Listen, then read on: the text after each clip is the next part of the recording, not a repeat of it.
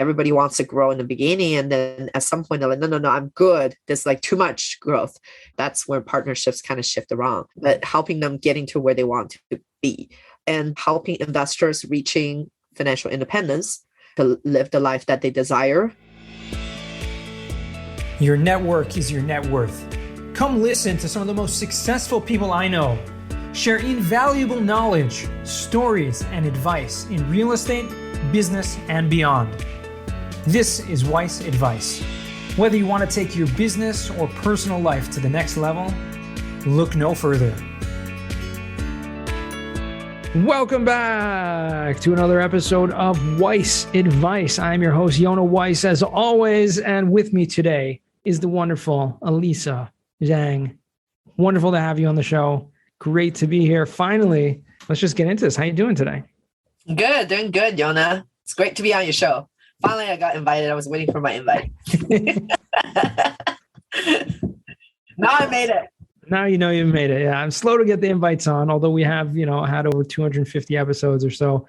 Still a huge list of people I want to bring on. So it's just, one by one, we'll get them all done one of these days. Awesome.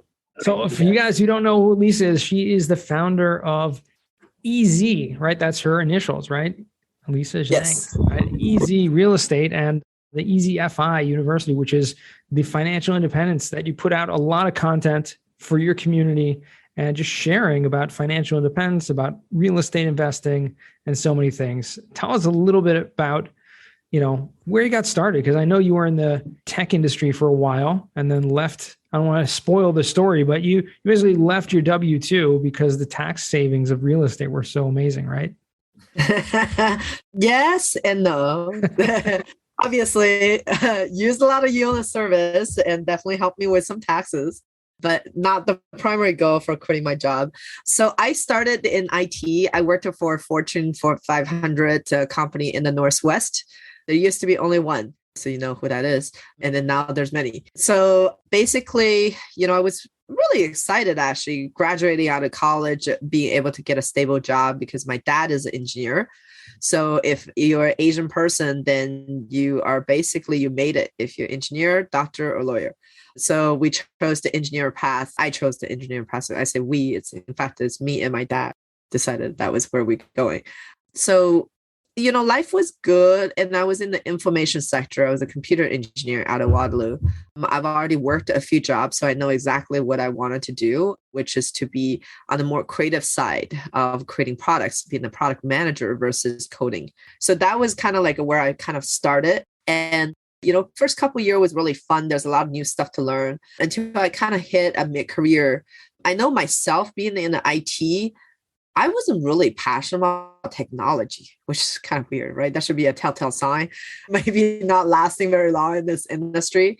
So I think when your passion is not aligned with it, your body kind of knows there's a misalignment, and that you just know when you're climbing corporation ladder, at some point you kind of reach to a limit. That's when you're bending your head, going to a different organization, you kind of go through a certain bend. So that's kind of where I was going to senior band of our organization, like the roles I was in. A lot of requirements on large corporations, you play a lot of politics. Politics is required.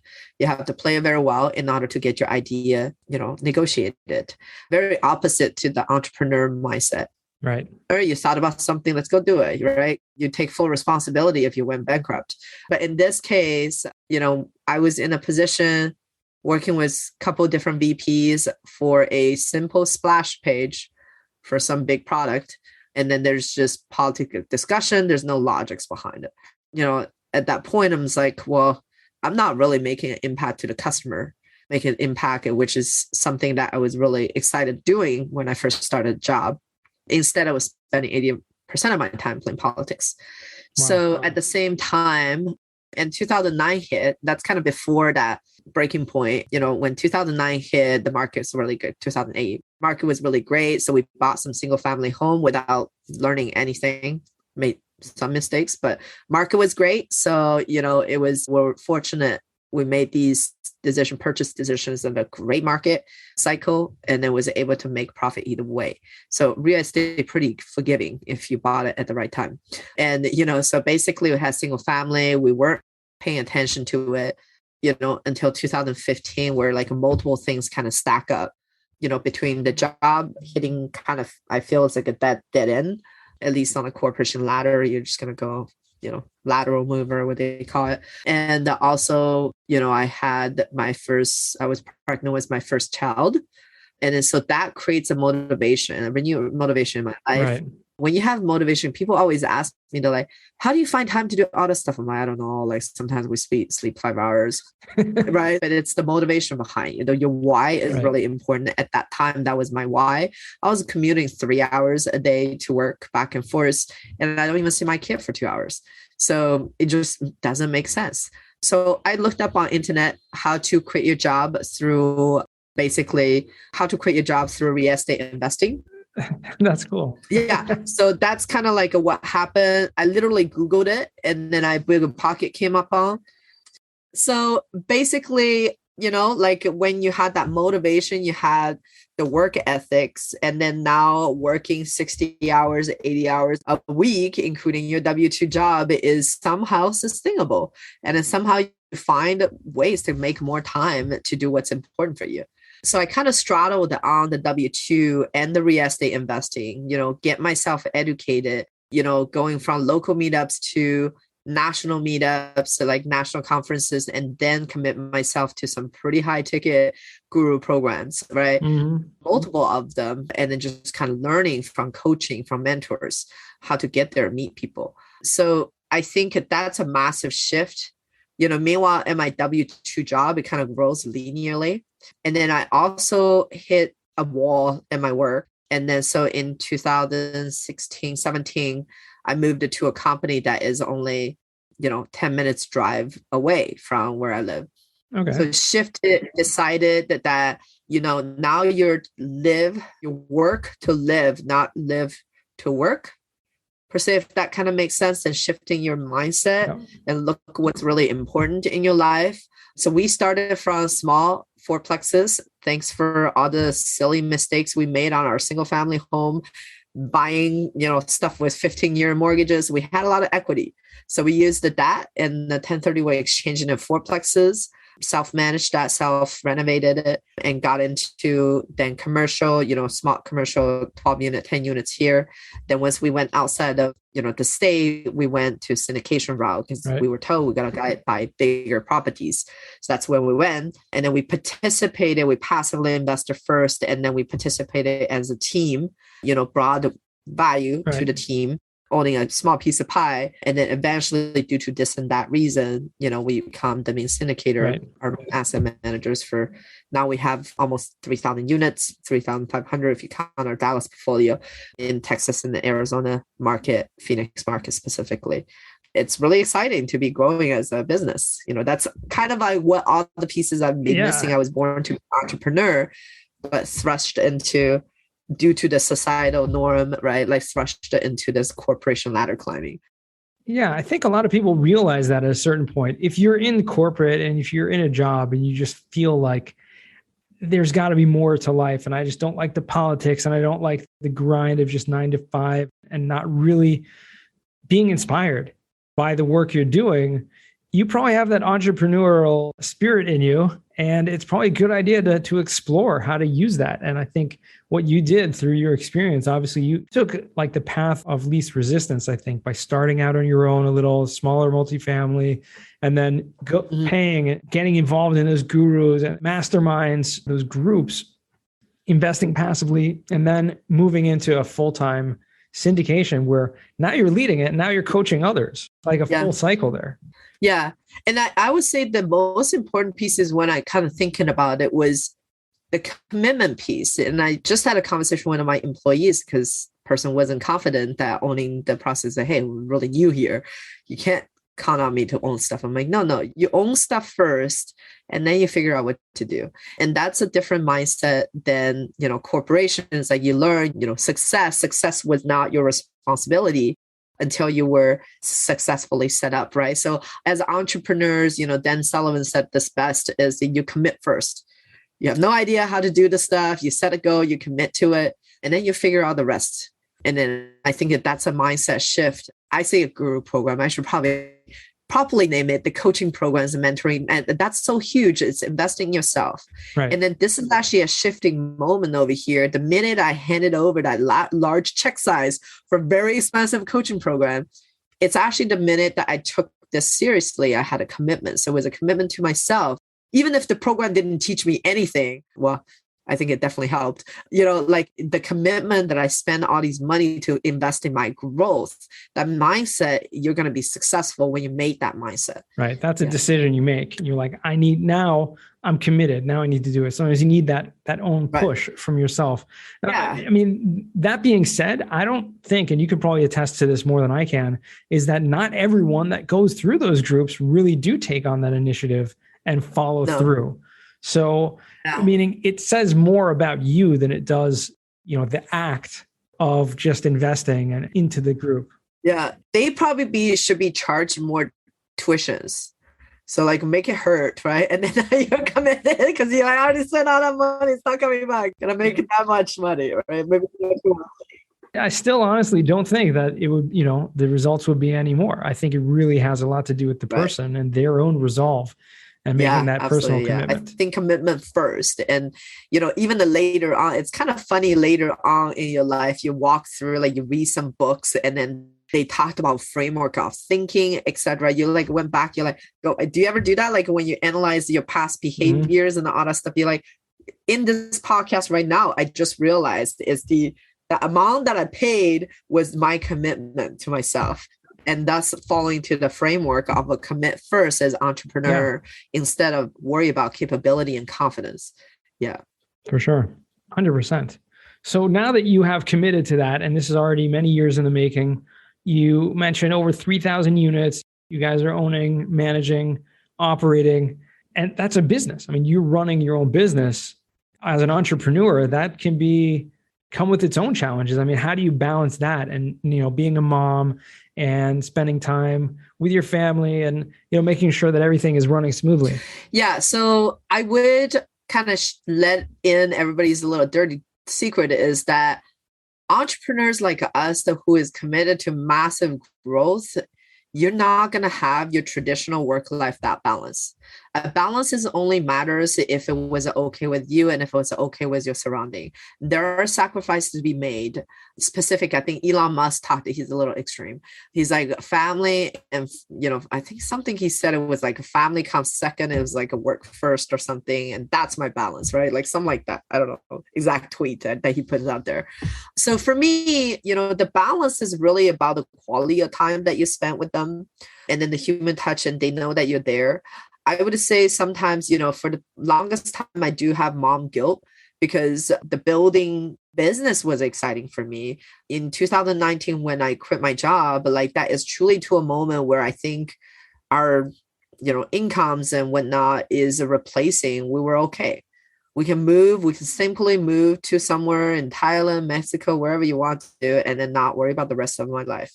But that was empty for me. That was never the goal. So for a period of time when you reach FI, and I have people reach out to me about that too, you're going to go through a mourning period. And then I went through a whole thought process of what it really matters. What is my mission in life? What it really matters to me. Someone described this best. I didn't come up with this concept, but it was very well concisely put. Hey, there's a Maslow triangle, if everybody kind of heard about that. It's basically this idea about where you are in life and then what you needed in different stages of your life and then kind of the wealth gaps and whatnot. So the bottom of that cycle is what's needed is food, shelter, all the basic needs. This is what we provide to our tenants. Right. And then the second part of it is, once you have your basic needs met, then you can think about education. Then you can think about rules, morals, and all that sort of stuff. And also you're stable. So one level from there, you're stable, then you start thinking about these ideas and whatnot. So the ideas make you think that you need to go, have your own freedom. Like first is freedom of money. So then now you can do it. But freedom of money is never bring joy to people. It's what's coming with that freedom of money is your freedom of time. Right. Is what that really matter, because now you can spend time wherever you want, flexibly you want. And if for me, it takes pressure off those things that, Yeah. And then for me, that's that balance. So you talk about work-life balance and coming back to it is that flexibility of when I want to spend time to and the freedom of choice. Like if I don't want to be on this podcast, then I just say, Yona, let's reschedule. We don't need to do that. Or if I don't want to work tomorrow, I can just tell everybody I'm taking a day off, right? So to recharge. So I could have that free and choice. So I choose to be there. So the opposite of that is I choose to be there. I choose to be working really hard on my mission. One level beyond the freedom of choice is impact to others. So you see a lot of wealthy, super uber wealthy people. They don't need another business. They don't need to do a lot of stuff, but they get into coaching, they get into mentoring, they get into, masterminds, and then they bring value to other people. Everyone has something that they need to fulfill, right? So a lot of people, when you get to that point, yes, you don't need money at a certain point. You don't, but if you have that gap that you need to fill where you're like giving back in a certain way, I think that's why people get into that. They feel like they want to pay it forward or, give back what they've learned. Yeah. So absolutely. So for me, the work-life balance is really about the freedom of choice. And then I would say, some week I will work super hard, but we can also decide to go to Europe for 2 months if we want to, if we figure out a system. And system is another piece over here that allows you to do so. So a lot of people think entrepreneurs are really cool. You can actually reach freedom of choice even when you're working W-2. So I would encourage our listener to really not looking at I want to retire, but really explore about what does that lifestyle look like when you retire. And then some of these things you can implement today. And some of these value you can implement today, because it's really easy and almost lazy for human beings to say, oh, in some days in the future, I can do this. I wish I can do this. Or at some point, I'm just not financially free yet. I still have a job. That's almost an excuse to yourself. Did you know what that looked like? Can you map it backwards and then actively look for jobs that will support your lifestyle that you desired? And then you could be a lot happier. Thinking back, I think it's a blessing that my job was so boring, that the fact that I couldn't get to the next level. So forces me to find other paths, right? Sure. I wouldn't be here if I knew what I knew now and then went back and restructured my work, found a job that is, remote and all that stuff, maybe still doing the work because there was no incentive then to reach financial independence, which was very vague for me. It's just this concept of the freedom, and that was not exactly mapped out. So long-winded answer to your question. I don't know if I addressed it, but for me, it was a balance. And also as an entrepreneur, I really like the idea about chunking things. So if I'm spending time with my family, it's okay, Saturday is a free day. Saturday, we all just do stuff. You can't reach me. I don't answer my text. I don't answer my stuff. I treat my texts as my emails, by the way. So people will text me I haven't got it back from you for 2 days. I'm like, well, if it's important, I'll call you. If it's not important, then, I'll get back to you at some point. So that's kind of that freedom. So I feel like it's balanced, but outside person look in, they may say that it's not balanced because there are weeks, since 2 weeks ago, I've been on the road. I'm actually flying to Chicago after this interview. Oh, wow. We just wrapped up one of the biggest event appearances we had. We were on stages with, Kenny from MC, Kenny McRoy and Robert. It was really exciting stuff. And then before we were touring the property. So I basically been traveling for 2 weeks end to end. I feel a little tired. That's probably the limit I can push to. And also I didn't get to see my kids a lot. But this Saturday and Sunday we are going to, and next week we're flying to Europe. So there's a lot of time with that. So it's kind of chunking and then somehow find a balance on that. Yeah. That's great. But again, it goes to your point. When you have that freedom, that financial freedom, that time freedom, and then setting those systems up, you allow yourself to do exactly that. Okay, I'm going to take off for a month or 2 months or whatever. Yeah. That's it. And things can still function because you've set up those systems in place. And I think having a lot of that passive income as well through real estate certainly helps because you no longer have to worry about the bills getting paid and things like that. Yeah, definitely. Absolutely. Yeah. And then the right people that helps you run your company. Yeah. A lot of investors always ask, they're like, hey, you're a single owner on the asset. What happens if something happened to you? Well, we set up our whole system so the property can still run. Without Lisa, the thing still runs. So you're in much better hand, if that ever to happen. Yes. That's pretty cool. And at what point did you decide that you want to start teaching about the financial independence as well? Because that's something you're very passionate about, clearly. Yeah. So COVID. So during COVID, it was kind of funny in 2019, after meticulously planning for my exit from my W-2 job, because at that time, our business, it's already kind of half taken over basically the cash flows, all that stuff. The business is built, and we could walk away from my W-2. So in November, I quit. And in March, the thing called the COVID hit. So, I didn't have like a lot of time to think about things. And then you also don't get to go to events, conferences. Events and conferences keeps you busy. I think you need to have objective going to them. So, like all of a sudden you got nothing to do, right? Yeah. So it was always my goal to basically, teaching people, financial literacy is always something that I was really passionate about. So it was always my goal to create some education things to teach people financial literacy, because, the Rich Dad Poor Dad literature gives me a lot of impression on that. So I feel like I could do more to give back. But it was always somewhat a philanthropy type of venture. So I set the goal to be 5 years, to be very arbitrary. And then at that moment when you sit around your desk during COVID, there's nothing else to do. You can't go anywhere. You're supposed to be in lockdown everywhere. Then you're like, what to do? That's where I realized I'm like, there's a lot of reachability through online at that moment, because everybody's craving still information and connection with each other. So why not now? I mean, there ain't property tours to go to because it's COVID lockdown. We're not flying, all that sort of stuff. So that's when we started the education piece, because it's like, why not now that your goals that you set in the future for no good reason, they can't just fall on your lap at that moment. So that's kind of when we started doing that. We started with, with IT background, we always talk about MVP, which is minimum viable product. You put it out there, test it, and then revamp it, check it, and then, produce better product. So I just started a beta mastermind group and then put it out there. I thought, I was like, oh, this thing is going to be a huge hit because I have all these investors that all be interested in learning. Huge mistake. People who are passive investors, they're passive for a reason. So if you force them to go through a course, they actually have to spend some time in intensive learning. They don't like that. So it was a very interesting thing. But I did end up with a group of intimate people, about 20, 30 folks or so. I'll create an online community, a paid online community, so where people are paid to be there. And then we went through the beta programs that I want to go through. So essentially, I had this vision of creating different courses. I don't know what segment to kind of dissect it, how do you divide it, more modules and all the other stuff. And then what's the format of interaction, right? So we just kind of really, created a beta group with all people understand it's a beta, and then we kind of test it out.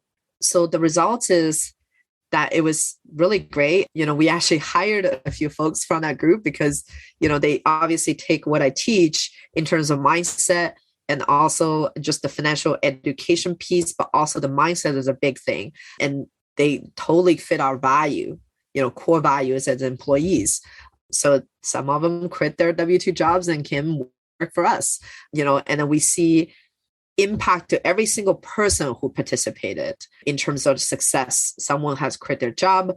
Someone has figured out how to live their lifestyle the way that they want it and shifted their asset and created that. So it was a really great folks, but we had to ramp it down because from that learning, we have now distilled down to 4 different courses, which we are going to start releasing. This first one is going to be towards more the fall this year. Courses on passive investing, how to learn. And our philosophy is do something. Wow. And like learn something and do something, learn something and do something, just like my computer engineering background. Yeah. I study in Waterloo. Waterloo is famous for the co-op program. So you learn for 4 months, you go work for 4 months, learn 4 months, work. That was super effective in terms of practicing what you learn. So we're going to be having modules packed up in that format for people. And we're going to create online cohorts so people have, accountability, basically partners to. Very cool. So anyway, so that's the transition of the education piece. And we envision that help people who has different goals in life, especially with multifamily investing, allowing them to reach their goals into that kind of format and creating a whole comprehensive series of courses that help them get to where they need to. Yeah. And I love that, one of the biggest goals and, accomplishments that you can have is when someone quits their job, right? It's like, it sounds kind of funny, but the truth is like, that's amazing because you've given someone the education and the foundations that they can, they have the skills or the ability to go into real estate or go into their financial independence on their own without having to suffer going through that corporate ladder that so many people suffer with. So I do want to transition now because time flies over here into what we call the final four. Elisa, these are four questions I ask all my guests. First question to you is, what's the worst job that you ever had? Probably Pizza Hut. That was my first job ever. It's a high stress, repetitive work, but it feels rewarding because everybody's kind of in this together, so that was probably the worst job. Just how greasy it is, at the end of the day. Yeah. For sure. You're actually the second person in the past couple of weeks that said they worked at Pizza Hut, and that was a bad job. I love the piece of people I worked kids out there with. listening. I loved at the time. It seems a lot of money that came in, but it feels greasy after, literally. Yeah, I hear that. That's pretty gross. Okay. A second question. What's a book you've read that's given you a paradigm shift? I think Who Not How. Can I do two books? Yes. Who Not How and Go Giver. So these two are great. Who Not How is a Dan Sullivan's book. And it talks about, just about title, Who Not How. Find the who, not like focus on the how. Right. That really gave me a paradigm shift. We grew from a 2-person, maybe 3 contractor from last and the year to 15 people employees today. Wow. And then we're in 3 months, we're likely going to be a 100 people employee company. So that's that Who Not How mentality really help you exponentially grow yourself. Wow. 100 people working for you. That's incredible. Yeah. Crazy. Like I mean, absolutely. Going from a couple of years ago to not having any employees, right? Right. Just yourself doing everything, right? To where that is. So that's amazing paradigm shift. And then Go Giver. I kid you not, I took the Go Giver and it really took it to hard. Acquisition piece was also always really hard. I had multiple partnerships. Other people was doing acquisitions. That's why people are like, where are you? What's your marketing? Right? Like I leverage my partner doing that. And I do like the operation. I do like the raise money, like all that pieces. Right. But at some point, due to one incident or the other, my acquisition guy was gone. My partner was gone. So I have to do it. That was really difficult. So the Go Giver book has given me a lot of tools in order to build that relationships. It's really simple. It's about Go Giver. Love these books. And now I see a pattern now, right? Great books and great titles. It's just straightforward. Exactly. So starting with how much value you can give it to other people, what can you do for them?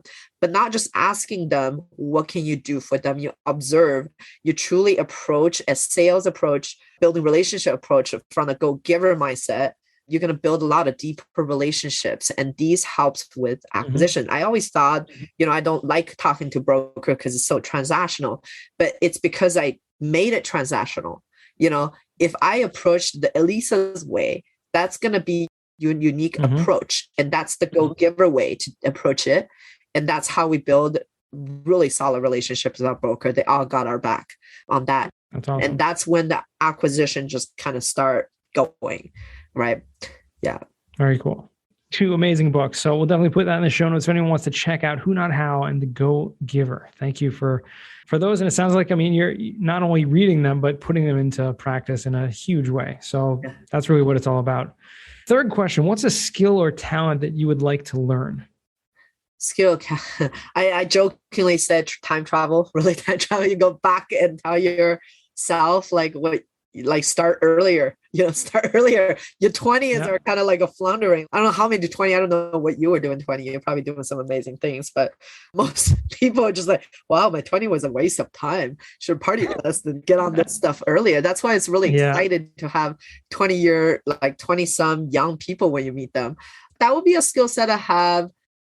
I'm pretty content with the other skill sets and just not enough time to learn them, I guess. Public speaking may be something that I would have seriously thinking about training myself to. It's a lot of awkward to do that, especially on stage presence, etc. So public speaking will probably be the next skill set. That's a great idea. Yeah. It's an excellent one. Everyone always needs work on that, no matter how long you've been doing it. Refining those skills are very important. Well, fourth and final question, what does success mean to you? I think success at my current stage of life is how much life you can impact. Our company mission is to up-level everybody around us for a better quality of life. And this goes to the residents community we manage. This goes to the employees that we hire. We try the best to have, there's certain positions cannot be remote, but we're trying to implement the best work anywhere, work anytime you want to policy to our company. So our company has these policies. And so I see my employees flourishing in these remote work scenarios and be able to contribute, but still collaborate, very comfortable using these tools doing that, and have flexible time. If they wanted some time off, they just take some time off, just get your approval. So that's impacting employee, impacting the vendors and partners that we work with, taking them to the next level. But there's also, be careful though, like there's also certain levels where you're like, I'm good over here. So that's when you're choosing partners. Like everybody wants to grow in the beginning. And then at some point they're like, no, I'm good. There's like too much growth. Then, that's where partnerships kind of shift around. Right. But helping them getting to where they want to be and helping investors reaching financial independence to live the life that they desire. That's huge impact to that. And helping our tenants last, but most importantly, helping our tenants to have a better quality life. We are actually currently creating a foundation that will help basically fund the community events and et cetera we want to implement at our community, and then bring some people like you and et cetera to our community to kind of teach them a little bit more about financial literacy, right? Help them, buy a couple copies of cash flow games and make every kids play their cash flow games and this and that. So these are kind of all in the place so that in the future, 10 years down the line, someone like a big name person was getting interviewed, if they ask them a question about what was the pivotal things that change your life trajectory, they can say, well, I recall back to the U apartments that we used to live at, and then they were giving these courses, and that's where I made a connection and made a difference in my life. That's awesome. Yeah. So that's kind of my current thing. There you go. Never end and go. That's amazing. No, I think that's really important. All those different levels of success and how you're impacting everyone in your surroundings, right? In your circle of influence. And I think the bigger you grow your business and company, the more people you can have influence on and for a positive way. Right. So amazing as always. Love this interview. Love hearing about all this stuff. Elisa, where can our listeners find you or reach out to you? Obviously, in the next few months in Europe, they'll find you, but where can they reach out to you? Hey, if you're in Portugal and Italy, there's a Kaigo concert in Zurich, I'll be there. Not affiliated. We're not sponsored by Kaigo. Yeah, so people can find me at easyfiuniversity.com. So easy, my name easy. FI stands for Financial Independence. University is spelled out.com. We have tons of blog contents over there. And we also trying to promote our YouTube video. It's been a very hard thing to do. So we'll appreciate it if you go to our YouTube channel and subscribe to our content. Really thankful for that. And that's Elisa Zhang. Just look me up. You're just going to see my face without the blue hair. And that's Elisa Zhang and bracket EasyFI University over there. We are rebranding our company to be more inclusive. So in the next couple weeks or in the next month or so, we'll have a new website called amplitudeequity.com for investment side of things. So we're rebranding that. You can't just have my name be company. That's not inclusive, right? So, there you go. No, it's good. So we are rebranding. But easyfiuniversity.com is where a listener can learn tons of financial literacy related blog mindset type of thing. Just very holistic approach to, being on your journey to FI. Yeah. Very good. Awesome. And love the rebranding. I think it's a great name and good luck with that. Hope everything works out for the best. And thank you again for joining me. This has been a lot of fun. I appreciate the time. Yeah, this has been a lot of fun. Thank you so much, Yona.